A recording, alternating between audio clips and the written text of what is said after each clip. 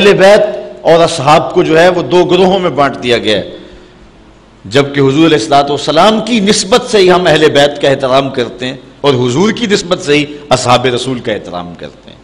مقام تو وہی ہے، اسی وجہ سے زائیں تو وہیں سے اٹھتی ہیں۔ بلکہ میں کہا کرتا ہوں کہ جو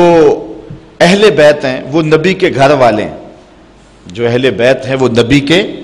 گھر والے ہیں، اور اصحاب نبی کے در والے ہیں۔ ہم کہتے ہیں گھر والوں تمہیں بھی ہمارا سلام ہو، اور در والوں تمہیں بھی ہمارا سلام ہو۔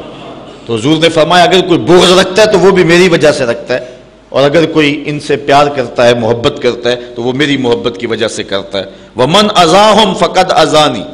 جس نے میرے کسی صحابہ کو اذیت دی اس نے مجھے اذیت دی۔ وَمَنْ أَذَانِي فَقَدْ أَذَى اللَّهُ، جس نے مجھے اذیت دی اس نے اللہ کو اذیت دی۔ وَمَنْ أَذَى اللَّهُ فَيُوشِكُ أَنْ يَأْخُذَهُ، تو جس نے اللہ کو اذیت دی اللہ پھر اس کو پکڑ بھی لے گا، اس کا علاج بھی کر لے گا اور اس کو سزا بھی دے گا۔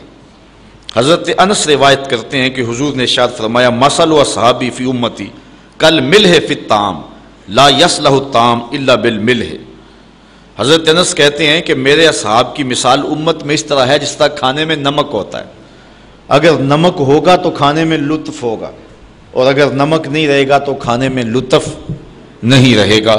حضرت حسن رضی اللہ تعالیٰ عنہ فرماتے ہیں فقد ذہب ملحنا فکیف نصلح، کہتے ہیں کہ ہمارا نمک ہی چلا گیا، اب ہمارے میں اصلاح کیسے ہو سکتی ہے، وہ لطف اور وہ لطافت کیسے باقی رہ سکتی ہے۔ آقا کریم علیہ السلام نے ارشاد فرمایا، حضرت ابن عمر سے مروی ہے، امام ترمذی نے روایت کی ہے، قال قال رسول اللہ صلی اللہ علیہ وسلم، حضور نے ارشاد فرمایا اذا رأیتم الذین یسبون صحابی،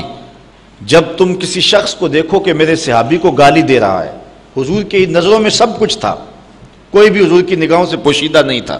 حضور سب کچھ دیکھتے تھے، حضور ایک ایک چیز بتا کے گئے۔ فرمایا اگر تم دیکھو کسی شخص کو کہ وہ میرے صحابہ کو گالی دیتا ہے فقولو، تو اس کو جواب دو کیا لعنت اللہ علی شرکم، تیری شرارت پر اللہ کی لعنت